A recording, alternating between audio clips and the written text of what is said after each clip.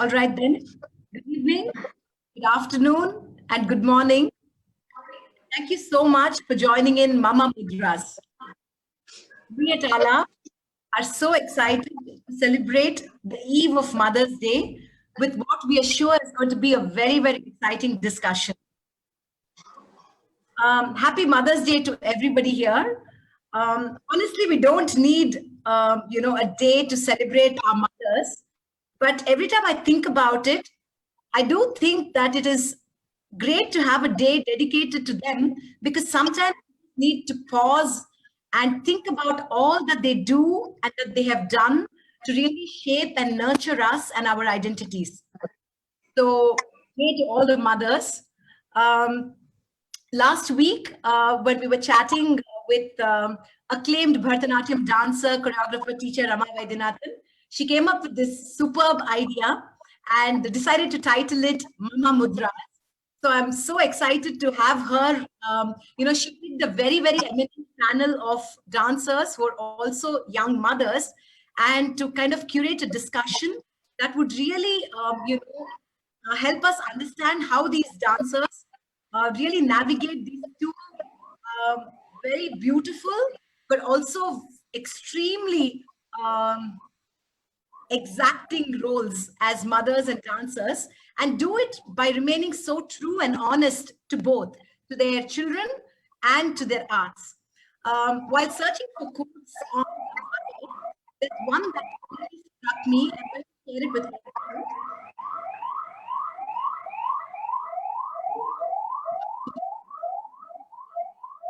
Okay, On track. we'll wait for that to pass. That's Delhi. Oh, that's Delhi. Oh, okay. Yeah. Right. Okay, it's also very exciting. We have people from different corners of the country and the globe. Right. So this quote is, there is no way to be a perfect mother and a million ways to be a good one. It's by a person called Jill Churchill. We're very excited to have on board 4 eminent dancers, Maithili Prakash, Divya Unni, Gauri Divakar, and Kapila Venu. And we can't wait to hear what they have to say with us. And I also think that discussions like these are particularly important because one of the most important things you can do on this earth, as someone famous said, is to let people know that they are not alone. And I think it's so crucial because we derive so much comfort when we listen to other people's stories and we feel that we're not alone and we're all, in a sense, in this together. And I know that Ramaji constantly talks about together we move forward. And without much ado, I'm going to hand over the mic and the floor to Ramaji to take this forward. Thank you all again for joining in. Thank you to the dancers for being able to keep your children aside and set this time for us. Thank you, Ramaji, for the idea and for doing this for Alap. Thank you so much. Thank you, Akila, and thank you, Alap, for agreeing to do this, agreeing to host this, and the whole Alap team for so meticulous to put this together. And it's absolutely my pleasure. And I know you introduced the 4 lovely dancers that we have in the panel, but I just want to say a formal hello to each one of them. The one who breezes onto the stage and captures all our hearts, literally with a swirl. Gauri, hi, welcome. Thank you, Akka. Namaste. Namaste. The one who has been in the limelight since a very, very young age, an extremely talented dancer and a human being. Hi, Divya. Namaste, Ramaji. The one goes through an incredible transformation on stage and also allows us to get into a magical transformation. And that is Kapila. Hello, Kapila. Welcome. The one who thinks so beautifully and dances as beautifully as she thinks beautifully, with her boundless energy. Hi, welcome. Thank you, Ramaka. Okay, guys, The whole day I was thinking about these lines. What to say? One of you. I hope you like that. Thank you. So welcome all to this lovely, lovely, enjoyable discussion.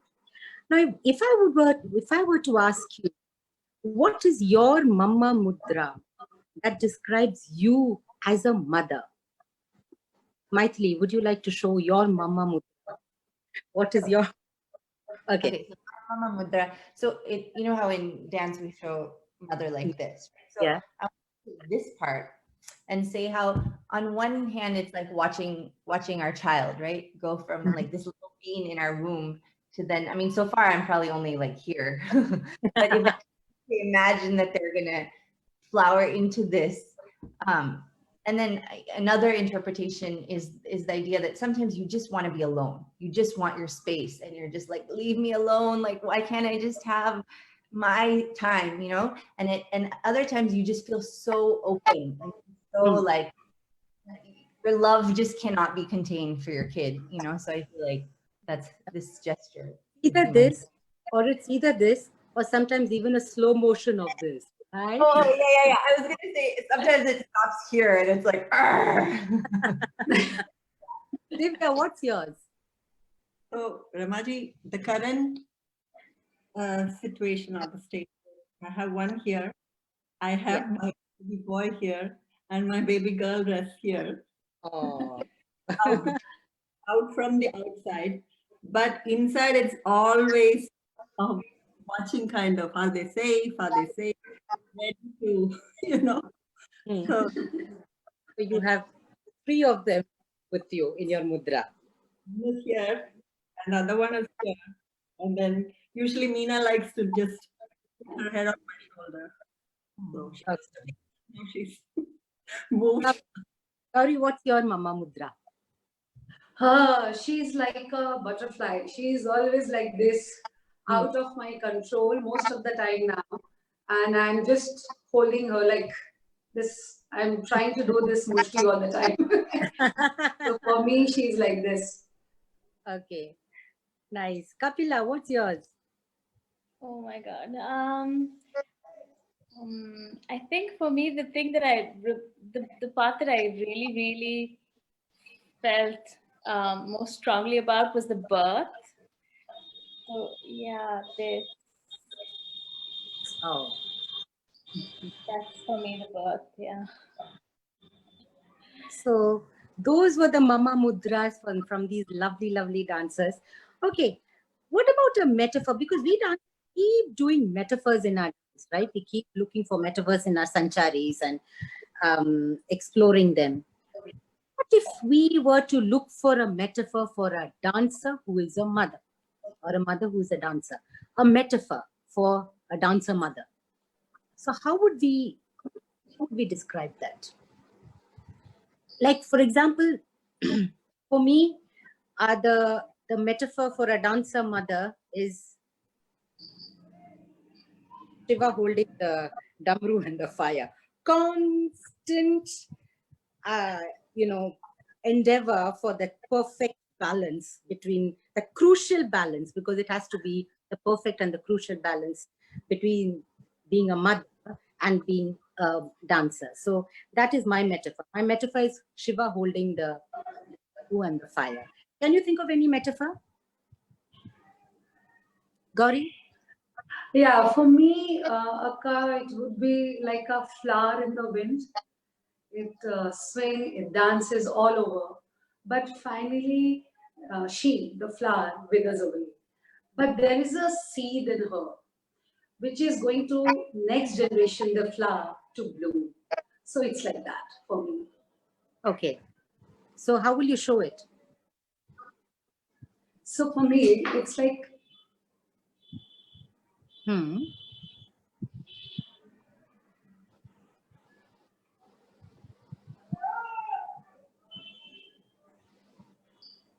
Okay. and then again, it's going here and there. Cycle. Yes. Cycle. Yes, it's like a cycle. Kapila, what's your metaphor? Have you thought of one?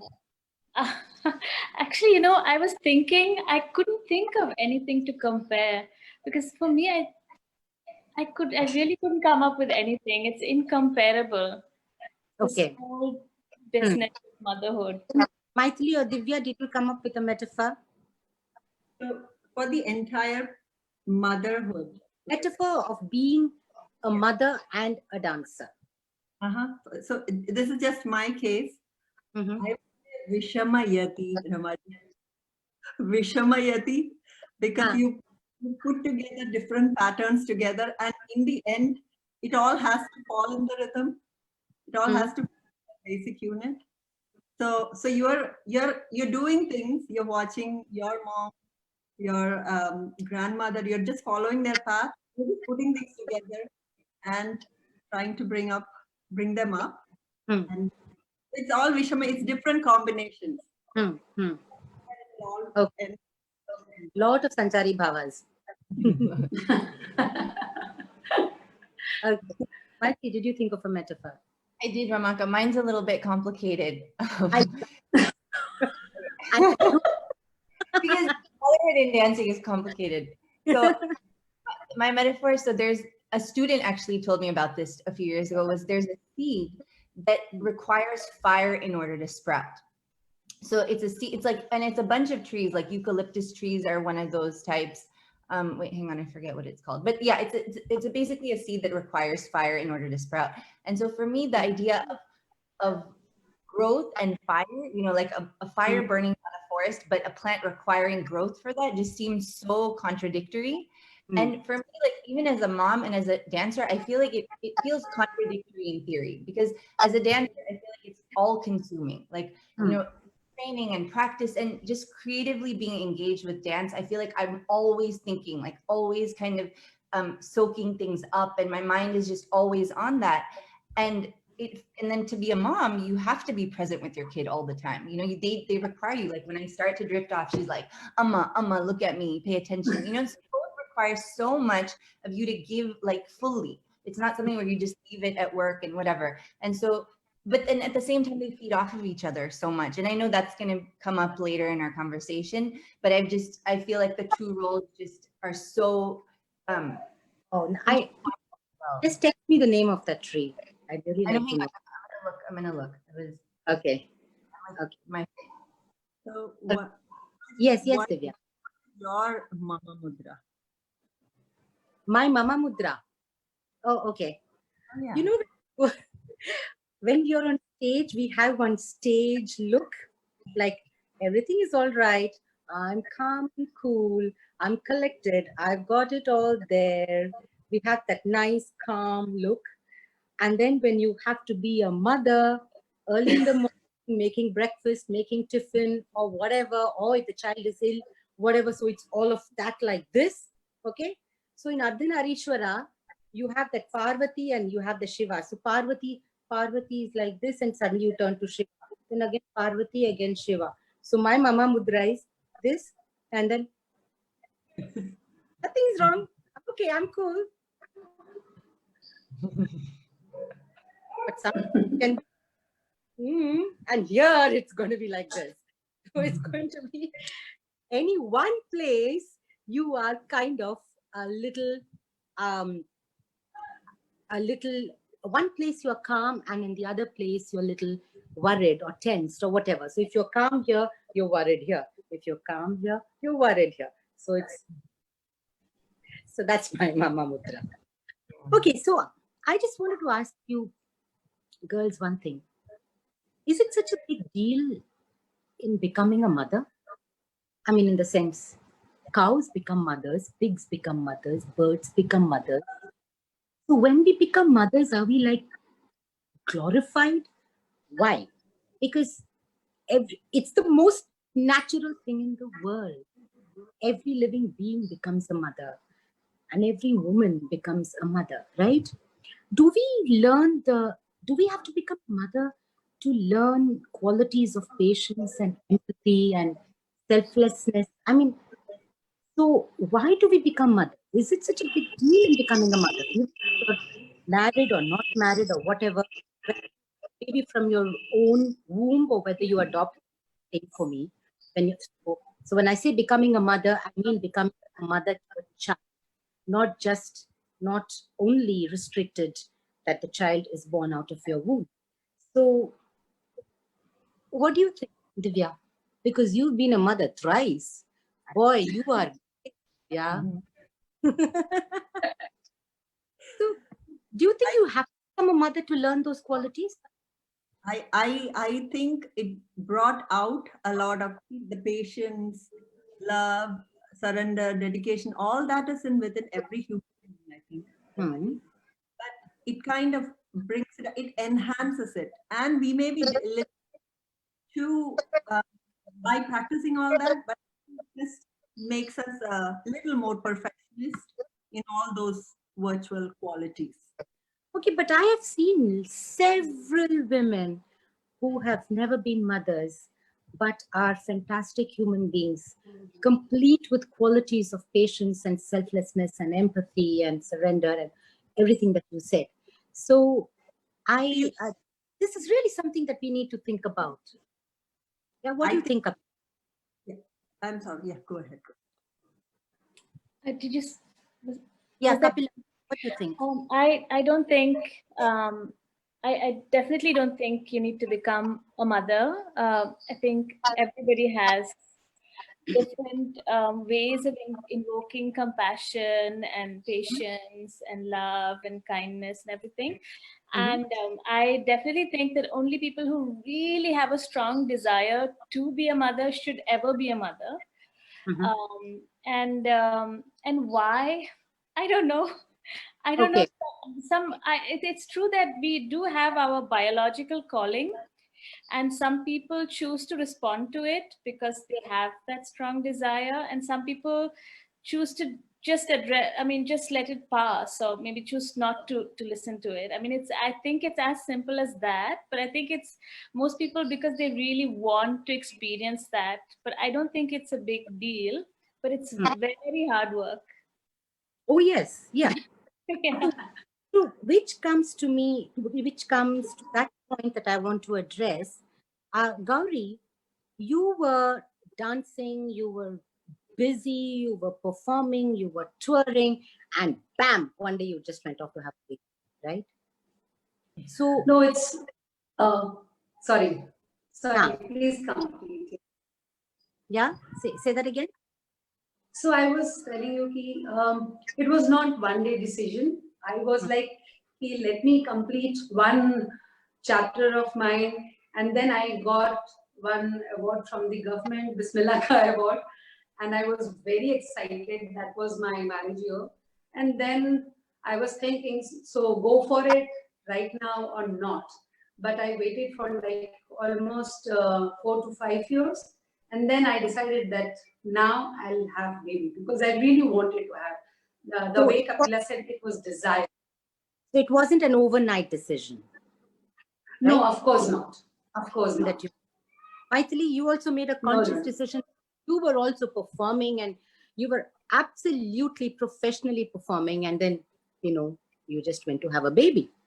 Yeah. So what was it calculated? What was it? What was the decision? It was very calculated. Okay. You know what I mean? Ovulation test, no, but meaning like, yeah, like I set aside this time being like, okay, now I'm going to really try to have a baby. And it's so hard because your dance life will continue to pick up. The more you're dancing, the more things will happen. And, so it's really hard to say, okay, I'm just going to take this time to do this. But then, I know we'll probably talk about pregnancy later, but it's just, it's a crazy pause too, to, if that happens, to be like, okay, whoa, and we learn so much from that pause, we'll get to that later, but yeah, for me, it was definitely planned. Yeah. Okay. So it's a decision that you consciously take, and especially dancers need to take this decision consciously because it involves so many other things, because the bodies are instrument, and the body is also the instrument for the baby. So it's an instrument that has to play dual roles. So it's definitely a very, very crucial decision. Were yours planned? Maithili, you know what? I had both my kids I'd finished, I'd done with both my kids by the time I turned 30. Wow. Wow. Lucky Yeah. you. So I was 21 when Dakshina was born. And I wasn't performing professionally at that time. It's only subsequently, it's, when you cross 30, Yeah. are you taken seriously? So then by that time I had finished having both my kids. So for me, I was 21 when Dakshina was born. So I don't even know what planning was. So the thing is, but in hindsight, I think I did a fantastic job of having both of them before I turned 30. So postpartum depression, anxieties is not uncommon, and everybody goes through it. Any of you go through it, and if you did get out of it, did any of you go through postpartum depressions and anxieties? No, nobody. Wow. Oh. Yes, you did? Yeah, No, actually it was not depression, but I think I definitely, there was some blues there for Okay. some months because I wasn't expecting, it to be anything like it was. Okay. So I did have like ups and downs and mood swings, and Is it because you couldn't dance, or what was it? it's just I suddenly felt like all my space was occupied. Like I didn't have like 10 minutes. Like everybody goes through that. I mean, it's nothing new, but it was really, really emotionally very taxing. Okay. But how did you connect? How did you keep up with your dance when you were in the gestation period? When you were carrying the baby, did you keep up with your dance? Because 9 months is a long time. So what did you do? Did you just keep listening to your music or watch videos? What did you do? Kapila. I actually didn't dance. I didn't perform at all once I found out I was pregnant, but it was a very good decision for me because I used to find the whole performance life very stressful. I had started to begin to not like performing anymore, and it was a very welcome break. But I watched a lot of other performances, like other people performing, and I kept practicing, but not my own things. I started taking martial art class, and then I also went to a kind of mother's workout sessions twice a week. Okay. Because they say that it is important to continue do what you're doing, right? Maitri, did you keep dancing till your... I performed kind of into my second month, but after that I had like nausea, I literally could not. I would throw up multiple times a day. I had really bad heartburn. I developed this condition that's like very rare, but it's like makes you itchy all over, and the bile, it's like becomes a high risk pregnancy. And so I had all these grand plans, like, okay, I'm gonna do this, I'm gonna work creatively while I'm pregnant, blah, blah, blah. But literally I was on the couch, like I could not move for a lot of my pregnancy. Okay. But when I was able to start moving again, for some reason, Bharatanatyam felt like not right. Like it just felt too, I don't know, too like sudden, and it just didn't feel right when I was doing it. And so I actually had started learning Odissi like a little bit before I got pregnant, and somehow continuing that class, like it felt okay on my body, and then I did like pregnancy yoga and stuff like that, but it was interesting. But one more thing was that I had been having a lot of knee problems before I got pregnant, and so in some way that resolved a lot after pregnancy. So somehow that pause, like it just kind of allowed my body to So that's the point I want to make, that those 9 months, it's okay if you don't dance. It's okay. It's okay if you take a break. That's absolutely fine. The sky is not going to fall down. I was I was 5 months, a nice little belly sticking out when I was carrying Dakshina. And my mother-in-law was putting up this dance drama on Mandan Mishra, Adi Shankaracharya, and King Amaru. And I was to do the role of King Amaru. Okay. King Amaru walks in with this nice little pot with jacket. So everybody was like, yeah, it's okay. Kings can have pot belly. So that really, really was fine for the role when I asked. And then I was doing everything very, very softly. I said, okay, kings with pot bellies can dance softly. So yeah, it's okay not to dance. It's okay. It's absolutely okay not to dance. Absolutely. So once somebody asked me, it was again mother-daughter kind of a session, and somebody asked me, so did you sacrifice motherhood for being a dancer? Or did you sacrifice being a dancer for being a mother? You know what I said, you know what? The word sacrifice is to be used when you don't get anything in return. It's very easy to romanticize this whole thing. I'm a dancer and I'm a mother. You know, it's so easy to romanticize it, but I think it's really not a big deal at all. Because if I have decided not to do that program because I want to be with my child who has fever, I have not sacrificed that program. No, I will not use the word sacrifice for that, because I have taken the decision to be with my child, and I am with that child, and I have got the closeness that I feel with my child at that moment.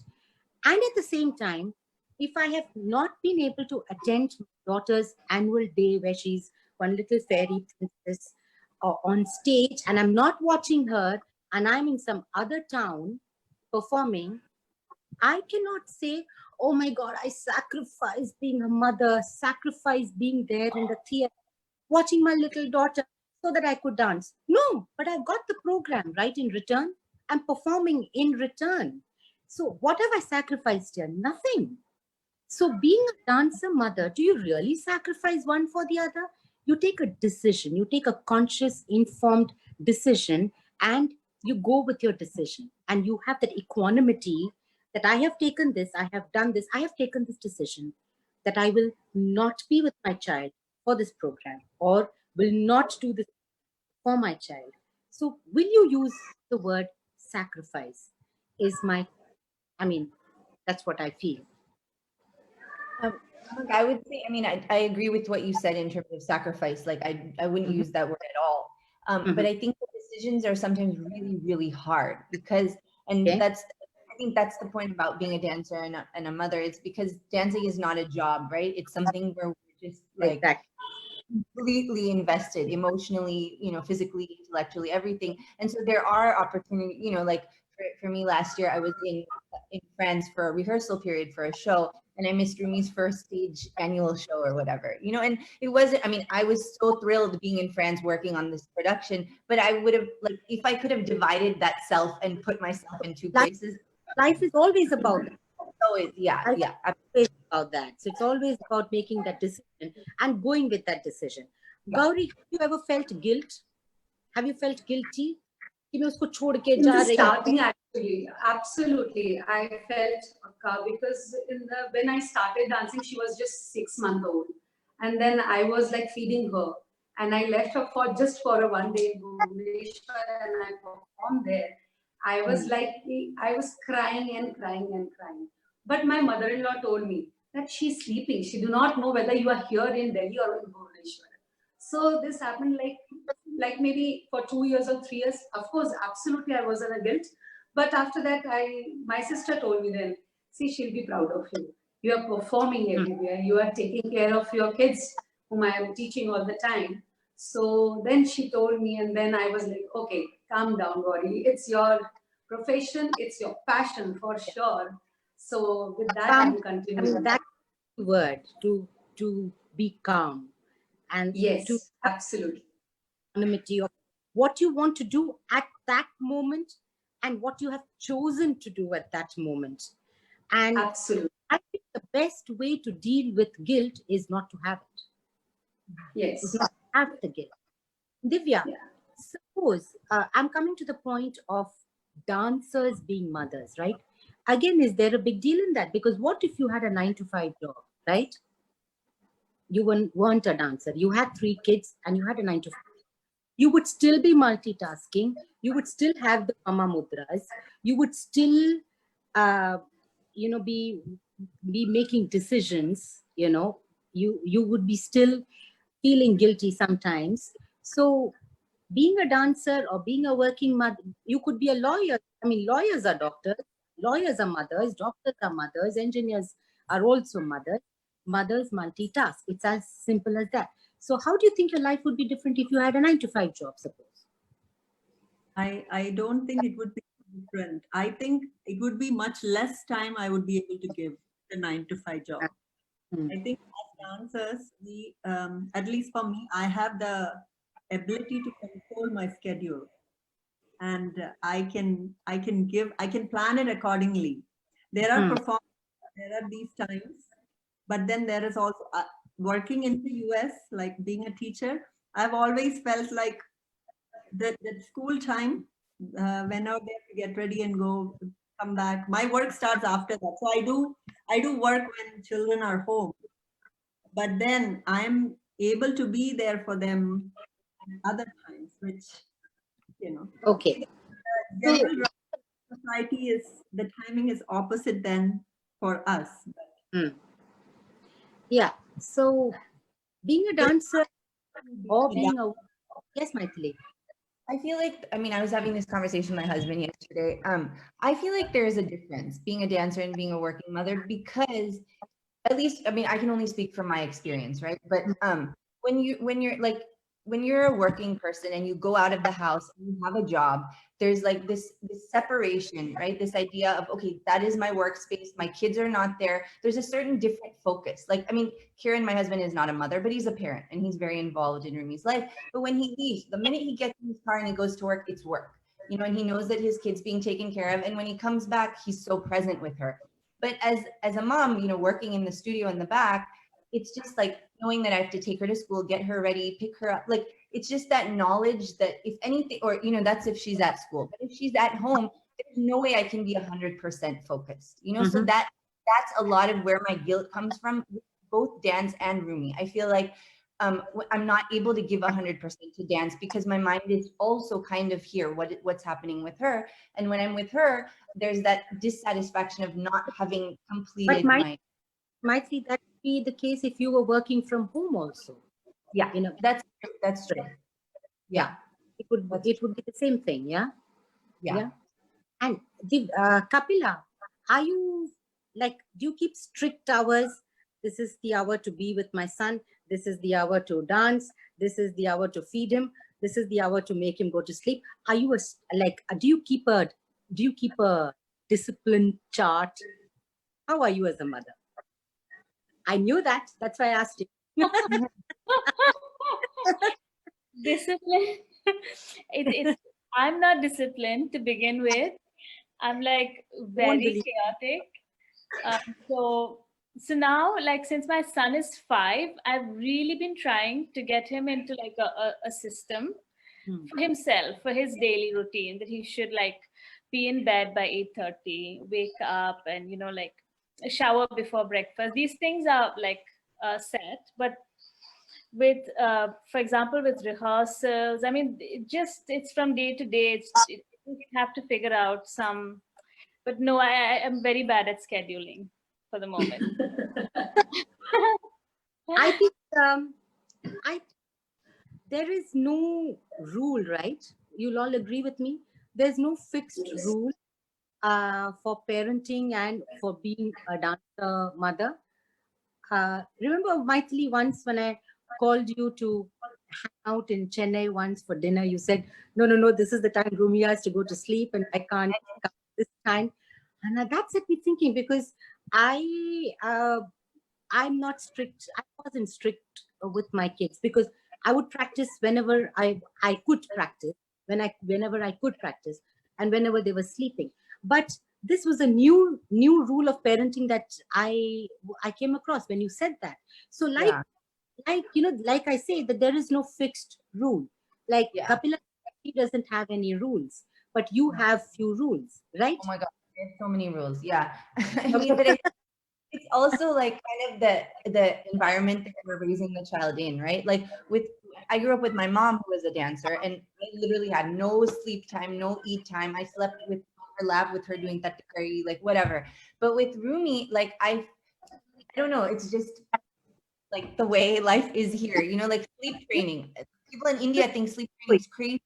What? I'm saying that works for you. It works for me, and also because it's not an environment where, like, I also grew up with grandparents, 2 sets of grandparents, and a lot of different caretakers. With us, I mean, my mom lives not far from us, but she cannot manage Rumi on her own, or she couldn't when Rumi was a kid.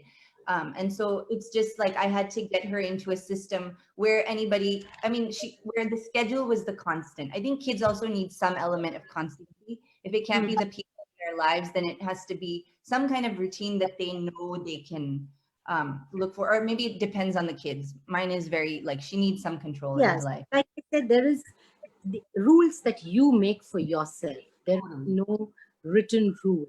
So it's Yeah. just something that you do with yourself, with the temperament of the child also matters a lot. Yeah. Right? Now I'm going to come to the most important, very, very crucial point. Family support. Especially the moms, family support. You were talking about, family support. It's crucial, right? Gauri, you have family support, right? Do you think you could have Yes. done it without support? Because I come from a family where I have like outstanding support. In our family, as you all know, with Amma and my husband who grew up watching her dance. In our family, dance is most important. Whether it's a rehearsal, whether it's a dance phone call, whether it is a performance, whether it is a tour, that is first priority, because that is the way my kids grew up. With my husband being absolutely supportive, my mother-in-law being there for me always. And not just that, I got a lot of support, and I still get a lot of support from my mother and my sisters. I hope both my sisters are logged in, because I want to officially say thank you to both my sisters for taking care of my kids. And I also want to say thank you to my mother-in-law, Sarojam, and my husband, Kamesh, for being that support structure. Otherwise, it is definitely difficult. That is when you also get the guilt. Because when you know that your child is with loved ones, people who are loving the child and will really, really love, give the child due love, the guilt does not end. So Gauri, you have support, right? My mother-in-law is there, so she take care of my daughter, and I'm absolutely free mentally, physically. You can say I never go back to her or call her. How is she? Whether she ate or not? Whether she's sleeping? Whether she's reading? What she's doing? I never question her at all, because she's more experienced than me, and but she's really supportive, and because of her, only because of her, I'm touring all over and dancing and doing practice and teaching my students as well. So she's throughout she's supported me a lot. But one thing is there is no music and dance in my family, whether it is my sasural, my in-laws side, or my maika. So in a way, it's good also, and because they don't understand anything, whether I go for a practice or not, it will not bother them. But yes, जैसे हिंदी में कहावत है, ताली कभी एक हाथ से नहीं बजती है. So मैं हमेशा इस बात का ध्यान रखती हूँ. If I'm at home, I'm fully at home. I then don't do anything, like I don't do riyaz at home for sure. I never did it in my life. I have a studio which is very close by. I go there and I practice. Okay. So, Kapila, has there been a funny incident or a memorable incident where being a mother and being a dancer has like clashed? And anything that you can tell us, or any one of you who have something funny? I have some funny. Would you like to start? Because I have to remember. Okay. I'm sure that Okay. this is when Sannidhi was just 3 years old. And this is Bharati Vidya Bhavan, Chennai season performance. I start the Varnam, and the Varnam was one 50-minute long Varnam. And I just said, Talam, kutakate, kutakata, tingenatum, ta.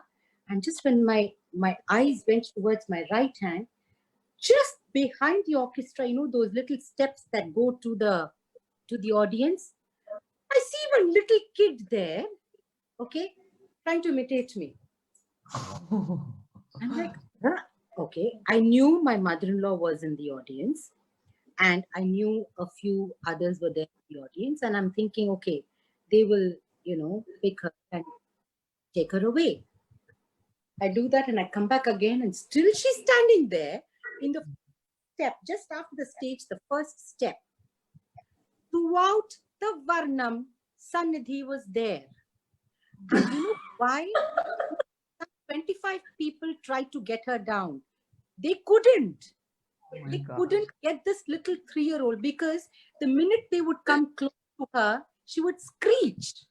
So what was more, you know, what was better, the screech or her standing there? So they just left her there. And then I did my whole Varnam, knowing that my kid is there, standing there, trying to imitate me. That is with Sakti. Dakshina's thing was, when she was small, she would wait for my performance to get over. And the minute the performance would get over, she would jump onto the stage. Mikey, I've seen Rumi do that too, right? She would just wait. She will be raring to go. And then she would jump onto the stage, and then she will get onto her own dance. You know what will happen? Everybody's attention will turn to that little kid. Hello, I just finished a performance here, right? No, looking at me now. Because this little kid is dancing there, you know, like total abandon, because she's like waiting for 2 hours to dance, right? And suddenly she gets the stage and she starts dancing. And everybody's like, oh, look at Dakshina. Oh, look at Dakshina. So cute. Oh my God, she's doing that. Look at Dakshina. Look at Dakshina. And I'm like, I mean, I just finished the performance here. So Dakshina would do that always. Oh, there was this time when this is one of the performances where we had to use recorded music, so for technical errors. So the training given to my children is, if the light comes, then once it goes dark, you must dance. So what happened? Music came on, the light came on, music didn't come. So they turned the lights off, and then they fixed it, and they turned back the light on. And when the lights came back on, I was in a big spotlight holding the Shiva pose, and Arjun was hugging me. The light was done. So then suddenly I had seen that spotlight, like kind of. So I had the Shiva expression, and suddenly I had to like do all. Oh. Do you have pictures of that, Divya? But I got a clap, like there was like an instant, like everybody started clapping. I can imagine. I can imagine. Yeah. Anyone else has something to share? I have an incident, but it's not with me and Rumi, it's with me and my mom. Yeah. I feel like I've shared this before on social media, but it was my first stage performance. Okay, it was an accident. So I really, really, really wanted to dance on stage. I was 3 years old. My mom was doing all these group shows with her students, and I like really, really wanted to perform. And I think I was bugging her all the time, like, please let me be in the program, please. So then she let me be in the program. And so in the rehearsals, there was one dancer, Anjali Tata, who was like my role model. Like I wanted to do everything that Anjali Tata did, right? So in rehearsals, my mom would say, okay, whatever Anjali does, you do. So I would stand behind her. I think she was Krishna. So like I would stand as Krishna, whatever she would do, I would do. And so then the day of the program, you know, I got ready, but they let me do my own makeup and everything. And I was like, wow, you know, I'm going to be part of the show, blah, blah, blah. And then I'm backstage and I hear the music going on for my cue for my entrance. And I go to open the door to the dressing room and it's locked. And I was like, I was in the room with my aunt and I'm like, unlock the door. Like I have to get out. This is my entrance music. And she's like, no, your mom has given me very clear instructions that, you know, I have to keep you here. And then you can go out once the door done. And I'm like crying. I'm like, no, you don't understand. This is my entrance music. Like I have to be there. Blah, I'm crying and crying and crying. And finally I cried myself to sleep. So then I wake up and nobody's guarding me and the door is unlocked. So I like, kind of crawled out to the wings and it was the Mangalam time. And so all the dancers were making their entrances. And then we have video footage of this. I just like come spinning onto the stage and I'm like, I have makeup all over my face. My hair was short. So it's like my tale saman's like all over. And I just stand there and my mom is standing like Shiva or Shakti and her student is Shiva, like, in the center of the stage. And I just I'm standing by them and I'm like testifying to the Mangalam and like crying and they're looking like, oh my God, what do we do? What do we do? And the curtain comes down. But it was just like such a mean trick, right? I mean, obviously I ruined the show. After that, I was just very clear with Rumi, like I'm not going to play those kinds of, Okay. Which brings me to a very serious question. Has being a mother changed us emotionally in dance, in the sense, the emotional investment that we have in dance, or when we do Havatsalya Padam, or when we do anything which requires compassion and surrender and love and devotion, and has it changed? Did it change for you? I mean, after being a mother, Kapila, did it change for you? Did you find yourself just different? I mean, I won't even say better or more invested. No. Was it different? Yes, I definitely think it was very different for me, especially immediately after having the baby. I mean, it happens to all of us. I think we become very hypersensitive and, very vulnerable. And that I could feel that in my own performance as well. Mm-hmm. Yeah, I definitely think that something really changed. And I also think it's not only in the performance, but just the general attitude towards, everybody, all other beings changed. So even audiences and students and everybody became like a little bit different for me. Mm-hmm. Good way.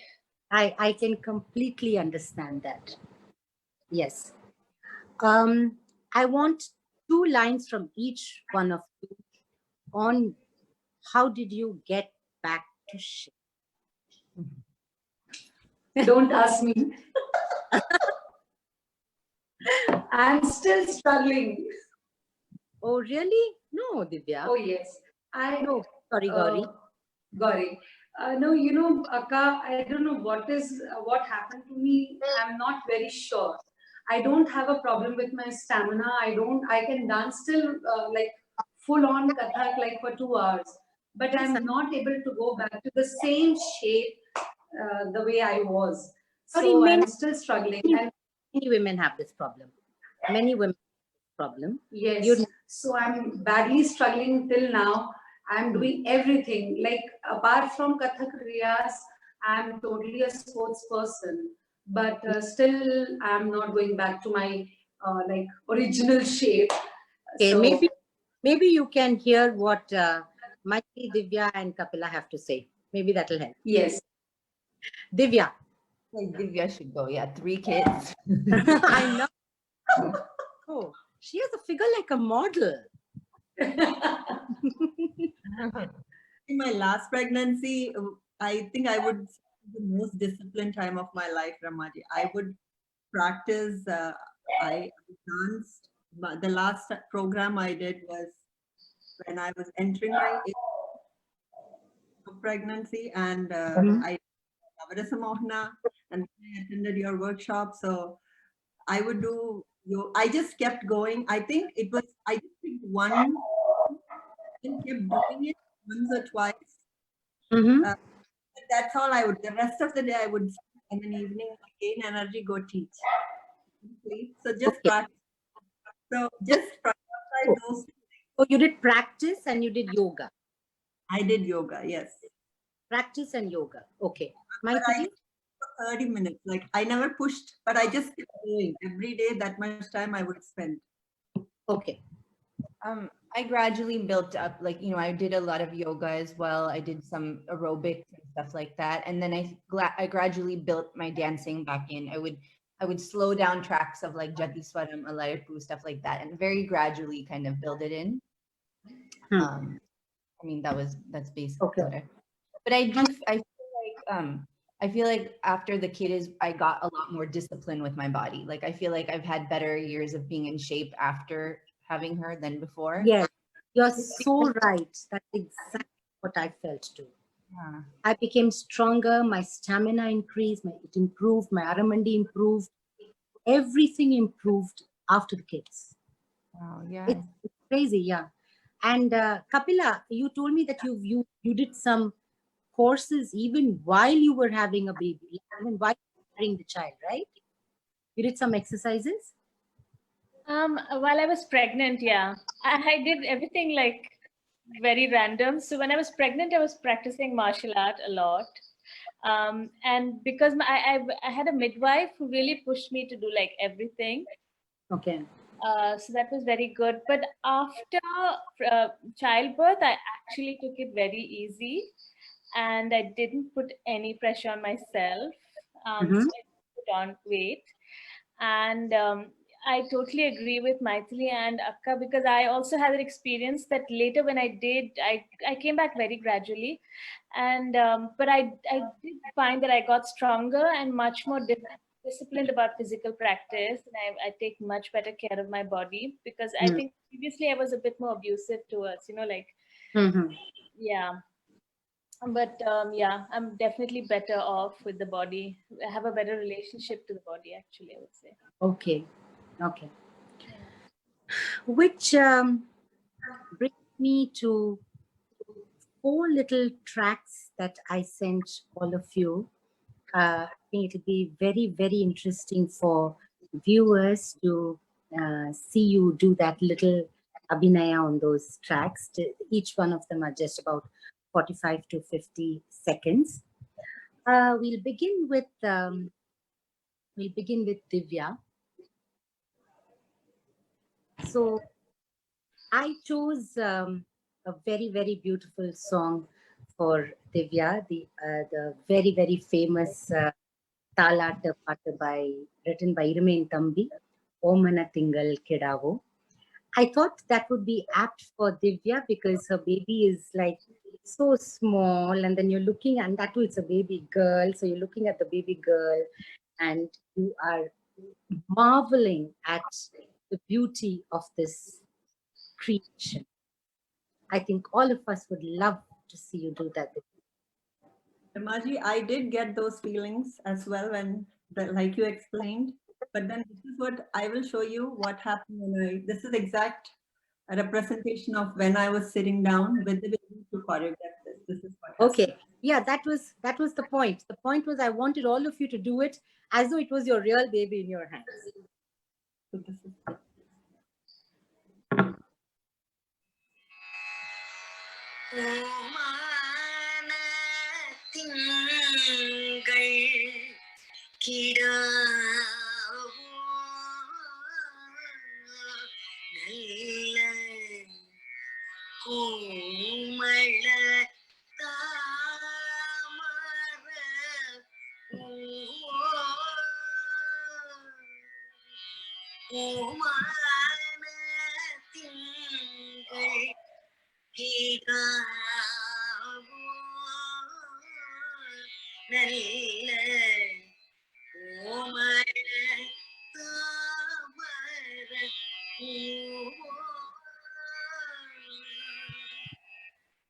did I You brought in the Mumma Mudra at the end. And to thank the eminent vocalist Sudha Raghuraman for so sweetly singing these 3 tracks for us, and she sang to us, and the other 2 tracks are also have been sung by her. We move on to a baby boy now. Kapila. Kapila has a baby boy, and yes, all of you guessed it right. It's Krishna Ni Begane Baro.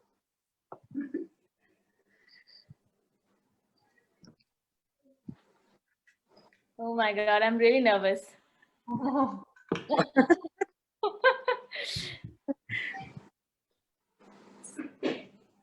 So it's your 5-year-old baby boy.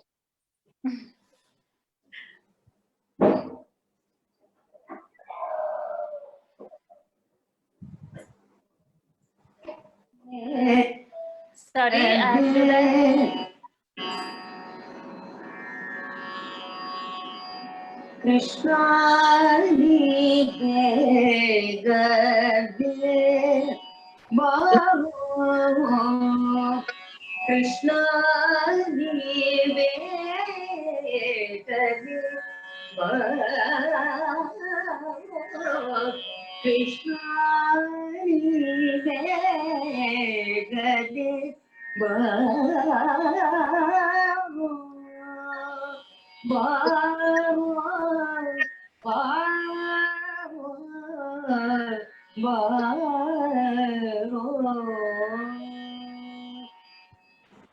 Beautiful. Thank you so much, Kapila. Okay, I want to ask Gauri to abhinay to this beautiful poem in Hindi by Alok Yadav, and it's a Hindi poem on the girl child. Gauri has a lovely, she calls her the pataka, right? You call her the pataka. No? Yeah. So I recited the poem in Hindi, and Gauri is going to do it. I'm really excited to see what you're going to do. Shama. घर में बेटी जो जन्म ले तो गजल होती है, दाई बाहों में जो रख दे तो गजल होती है, नन्हे हाथों से पकड़ती है वो उंगली मेरी, साथ मेरे जो वो चल दे तो गजल होती है, उसकी किलकारियों से घर जो चहकता है मेरा, सोते सोते वो जो हंस दे तो गजल होती है, घर में बेटी जो जन्म ले तो गजल होती है, घर में बेटी जो जन्म ले तो गजल होती है, घर में बेटी जो जन्म ले तो गजल होती है. Oh, lovely. I like this poem because the poet has used the word ghazal. You know, Ghazal. Yes. right? I found it very interesting. And Maithili, can I ask you to make little Rumi, go to sleep, Meenakshi Talate? Meenakshi. My little mother Meenakshi's trying to come in the room. Just stay in there, babe. Okay, I have a little bit of background. It's funny because I sent this to some of my friends who know the struggles I've had with Rumi's sleep. Just because, you know, since she was a kid, I did like sleep training so she could sleep in her room by herself through the night and all that stuff. And she really milked that process, like, you know, just like making it as long as possible, trying to use all these delay tactics to stay awake as long as possible, you know. So I have a very, what's it called? Big relationship with Rumi going to sleep.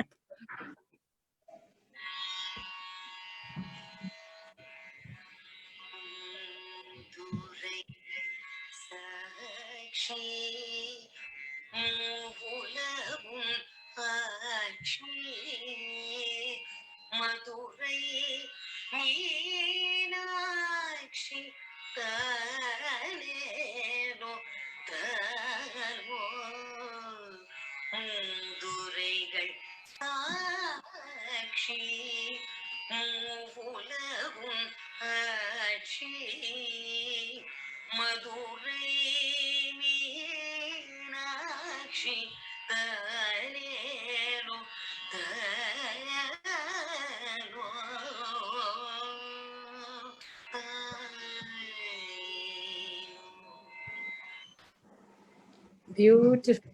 Thank you so much. So before Akhila joins us back, and before she gives us the questions that viewers may have asked us, suggestions and comments, I have just one last question for Kapila, for Gauri, and for Maithili. Divya, it's not for you. The question for you is, when is number 2, or is there 2 coming? Okay, that is her Mumma Mudra right now. That's Gauri's. That goes to Maithili. Yeah, I mean, it's interesting because it's like I always imagined I would have 2, and it was something I'd always tried to plan for, like we were just like, okay, when are we going to work on the next one? When are we going to, but I think at this point, I don't know if it's practical. I mean, until the quarantine, I was on a tour with Akram Khan Company that's supposed to go through next year. And I just didn't, I don't know. It's something that's just been very, a source of, unsure. But as of now, yeah. Okay, as of now. Well, Kapila, what's your mudra here? I think as of Okay. now. Okay. I have 2 daughters because I don't know anything about naughty boys. Akila, you know everything about naughty boys. Yeah, I really I understood what Kapila said. Right? That resonated so much with me about the whole idea of schedules and trying to draw up schedules. I'm also like a stickler for schedule, but I struggle to be able to like draw up one and ensure that my son sticks with it. So Kapila, I hear you. Thank you all for such a generous and such a candid sharing of your experience with parenting and navigating dance and this. There are a bunch of questions that I'm going to share, and you can respond to it one by one. There's a question from Ratish Srikantan Nair, who says, does this shape and age really matter in dance? And do these things really matter if the dancer actually has a burning desire and confidence to take her audiences to a spiritual bliss? Ramaji, you asked a question about getting back to shape, and I think this question comes from that space. Is it really important in that sense for a dancer to work hard to get back to shape to perform? And what he means is it okay if they just have a burning desire to dance and have the ability to take their dance to an audience irrespective of shape and size, I suppose, what is his question. So maybe you can Okay, I'd like to take this. I think a dancer can connect with the audience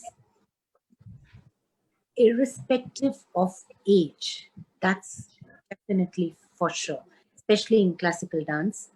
You can be any age and you can still dance. You can still create and evoke that rasa. We have had these greats, these legends in classical dance who have time and again shown us this, that age and experience is what really shows. Now, when you come to that age, you really do not have the body that you would have as a 20 or a 30-year-old, right? And I think that is fine. But I think dancers who are young, I think there is no business in being overweight. I think you definitely need to keep in shape if you are in the category of being a young dancer. But as you grow older and you become a very senior dancer, then that is absolutely a different category that you get into. And then you have that experience to hold the audience.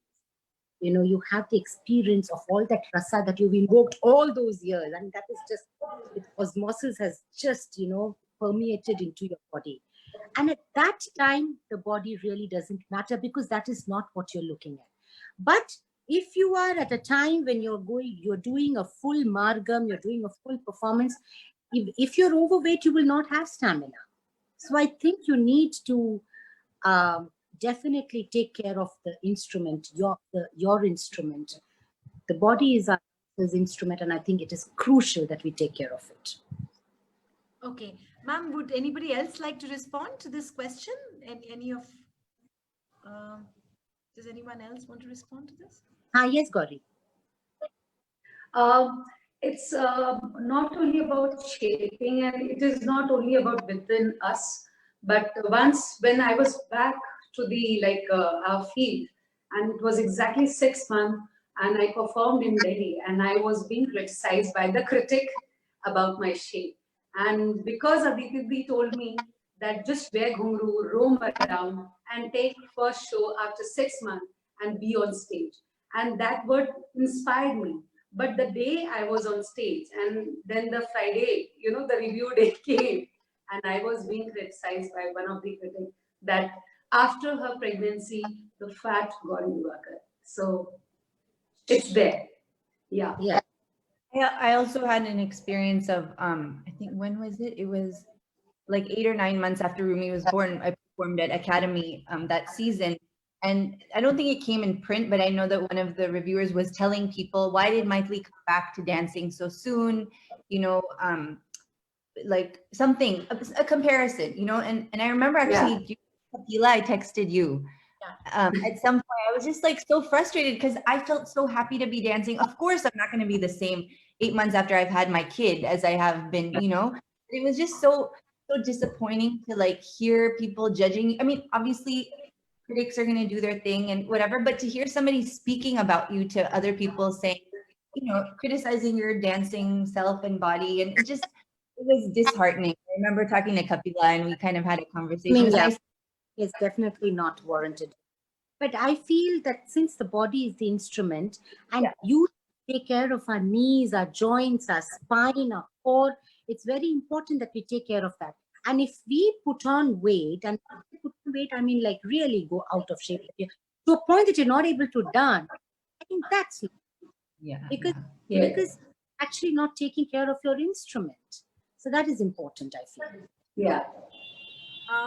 There's a question from Betty Lane, who wants to know how many kids you have, and also about how have you managed to achieve work-life balance? Does that balance exist? How have you managed to, what is your mantra to achieve work-life balance? Okay. To whom?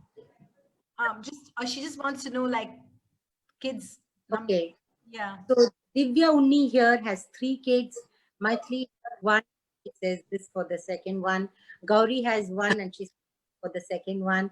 Kapila has 1 and she says this for the second one. And I have 2 daughters, 30 and 24. That's what their ages are. And anybody wants to talk about balancing? I mean, I think, just to say off the bat, I think what's important is to kind of be compassionate to yourself and allow yourself to, some days you're going to be a good mom. Some days you're going to be a little more short fused. Some days your dance practice is going to be super focused, and other days it's a little not very good at all. So I think as long as we allow ourselves, and we don't, when I'm really hard on myself is when that guilt and that frustration and things, feel. Yeah.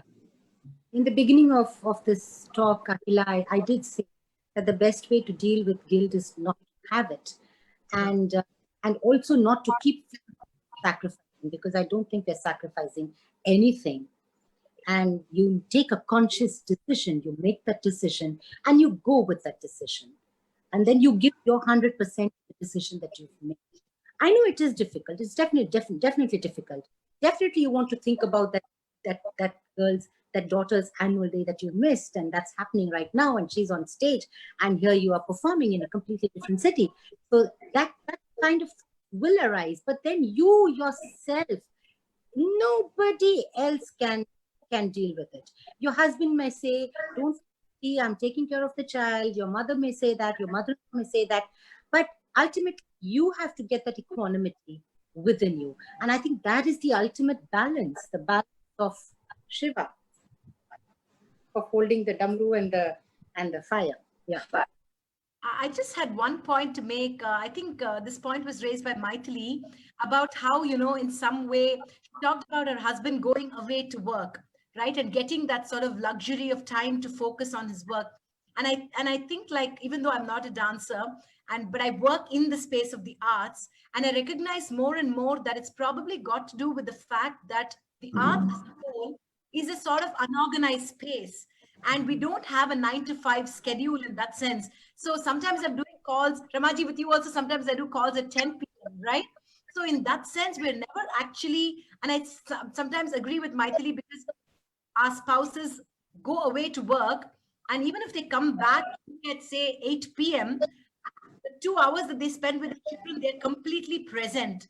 I think it's got to do also with the fact, not from working from home, I think, but also got to do with the space that all of you are in, because you're also always wired and tuned in and never really able to kind of, you know, Yeah. tune And out. my guru Yamini Murthy, she would always say that dance is a 24-hour act. Yeah, 24 hours we are dancers. Like Maitri said, we can't switch on and switch off. We are dancers all the Yeah. time. right. Yes, dancers. Even when you're walking, we are a dancer. So yeah, it is. I think a lot of it has to do, and the reason, Akila, you feel it, even though you're saying you're not a dancer, it's like any creative mind, right? Any kind of thing where your work goes beyond your actual work. It's like your mind is just always still going. Yeah. There's a question from Shobita Raghu. Maybe we can take two more questions before we wind up.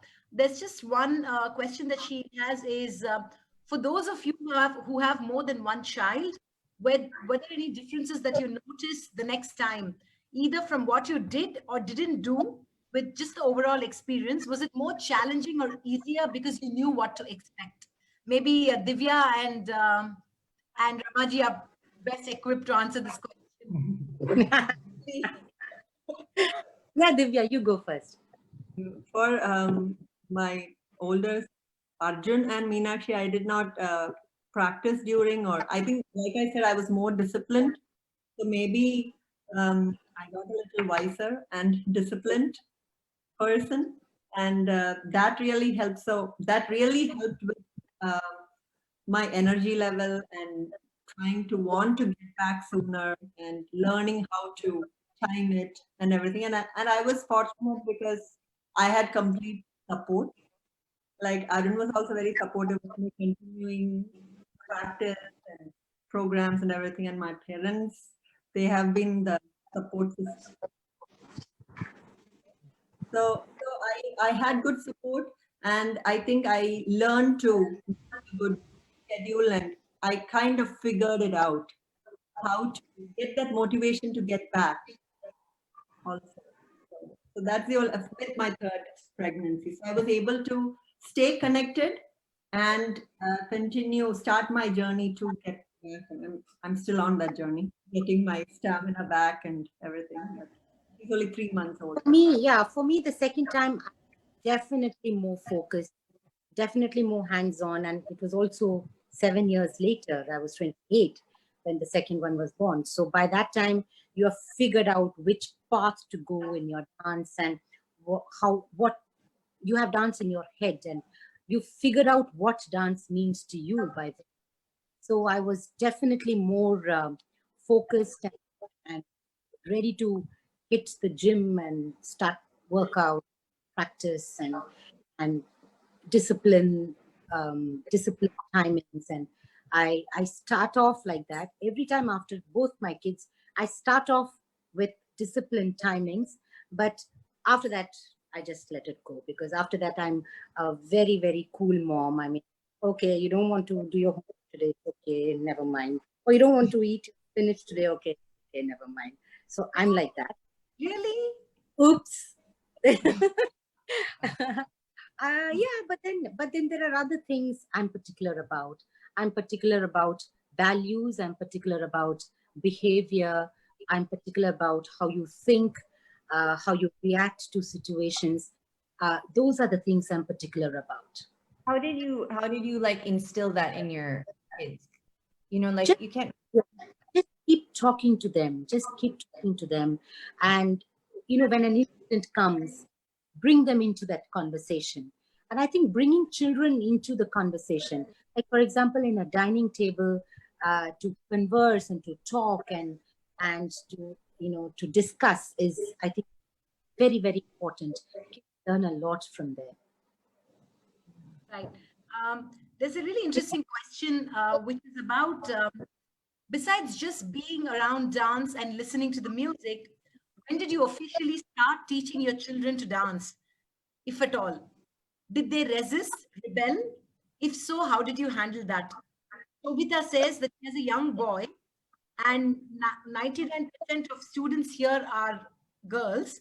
So she's not sure how to handle this and when is the right time. Okay, Akila, that is a question I wanted to ask all four of them. That will you teach your child dance? So that I had a question about that to Kapila, to Gauri. Will you teach your child dance? Will you teach your son dance, Kapila? If he wants to, yeah. Okay, if he wants to. If he wants to, I would definitely encourage him. And he's 5 now, and he definitely shows interest, but not in what I do. But I think he definitely has some, artistic. Yeah, so I would encourage him if he wanted to. Yeah. Okay, and what about you, Gauri? I really want to teach her Akka, but not exactly Kathak. Maybe she can take anything classical like music or any other dance form. But right now she's totally into Bollywood, so I can't do anything. Totally, I just the way you said she's pataka. So right now she's totally pataka, and with Okay. this lockdown, she's totally into TikTok and eating and everything. So I can't do anything. So Maithili, do you see Rumi becoming a Kuti Maithili? I don't know, because that's what, like, ever since she was younger, she always said she wanted to be a dancer, and so far it's like it's crazy to see how much she to me is like I was to my mom. So I think there's no way to know, but just encourage. I mean, she's in dance class now. She loves to dance on her own, and stuff. So I think just not putting pressure. Maybe your daughter's already started learning Bharatanatyam, right? Okay. And she comes for the programs also. So like Michael said, it's just teach her how much. So as far as my kids are concerned, Hila, I think I had a choice because they just grew up in this environment, because the dance school Amma's Ganesh Natyalaya is the basement and the ground floor, and we live above. So the whole building is always reverberating, resonating with Carnatic music, mridangam and talam and pullukattu and everything. So they lived in this environment, and they just like மீன் குட்டிக்கு நீந்தல் கத்து கொடுக்கணுமா? Do you need to teach a fish how to swim? So literally, I don't think I had a choice. But one thing my husband and I decided was not to ever force them. Let them do what they want, and also give them the education, and after that they can decide. So Dakshina finished her engineering and came back and said, I want to be a dancer. And Sanidhi wants to be a mridangist. So I think, the key point is not to force them, not to, kind of bulldoze them into learning it. Like Kapila says, only if he wants to, is she going to teach? Yeah. I just have one final observation that I have made of children of dancers and children of artists, actually.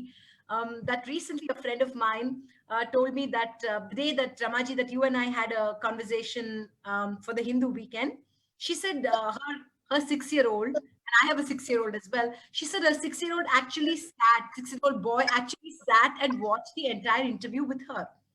And I'm thinking that it's near impossible for me to even make my child sit down for 30 seconds, leave alone watch an interview with Rama Vaidyanathan. So I'm wondering whether it's got something to do with the way children of artists are raised. Yes, because they are trained to sit in music academy for 2 hours without one. Yeah. So they are, I think they're trained to sit quiet and imbibe and watch, and I think that gets inculcated. Yes. Yeah. Also, I think they want to. I don't know if it depends, like having a daughter and she wants to be like her mom or something like that. But the idea that if I am watching something, like now in quarantine, there have been so many online things to watch. If I'm watching something, she wants to watch it with me. So like when we'd be in India, if I go to a program, she'd want to come with me. Even though, to be honest, she's pretty bored during a cafe, like after half an hour, unless it's her favorite artist. But it's just the habit, the practice of watching, I think. no, the whole rigor, right? Sort of they watch their parents, I mean, their mothers, like fathers, like follow that rigor. And I think that rigor naturally gets imbibed into the way, sort of the way they function as well, I suppose, because I'm struggling like being able to inculcate any sense of rhythm because we're not following that. So on this note, Ramaji, would you like to say something? I just want to thank you again, Akhila. I want to thank you, and No, the pleasure and privilege is all ours. Yeah. I want to thank these lovely girls here. I just sent them one text, and they all like said excitedly all the emojis they gave. Yes, too. And so they were all so excited, and they were so happy, and I was really touched that all of them agreed and did that little dance piece. So thank you so much. Yeah. Thank you. And thank you for sharing your thoughts and bearing your hearts out to all of us here. I think I had a lot of fun. I hope all of you did too. Thank you so much to each and all the dancers who came forward and shared so generously. Thank you, Ramaji, for moderating a fantastic session. There is one request from Shubha. Is there a way that we can see their babies? I just want to put it out there. I don't want to not ask a question. There is a request that can we see the cookie? So, Okay, if you can, you Divya, baby. Maithili, call Rumi. Rumi, Want to Room. see- come here for 1 second. I just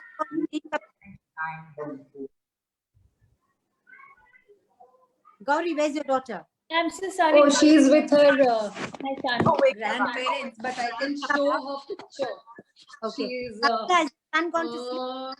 Yeah, he's fast asleep. Okay, okay. cute. so she's there. That's Taka. Okay. Yeah. Maithili, you tell Rumi that it's Rama party.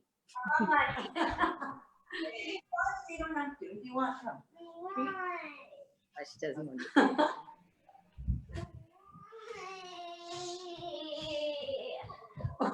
Never mind, this is too tough. I know. I know. Actually, this reminds me of that Ramaji's initial Abhinaya thing, where one look here and the other look, that's the other. We're back to reality and we have to get back to reality now. Hello. Hello, hi. And that's Meena. Hi. So, all of you, a very, very happy Mother's Day. And happy Mother's Day to all the people who tuned in. I mean, it's fairly late in India, but I think in the US, you're all probably just getting ready for lunch. Thank you so much for sharing. Thank you. So much for watching, and wish you all a super Mother's Day. And I hope we can talk, share, and really move forward together. Thank you so much. Good night. Thank you. Thank Thank you. you. Thank you. Bye-bye. Bye. Thanks, Ramaka. Thank you. Bye. Thanks for having us.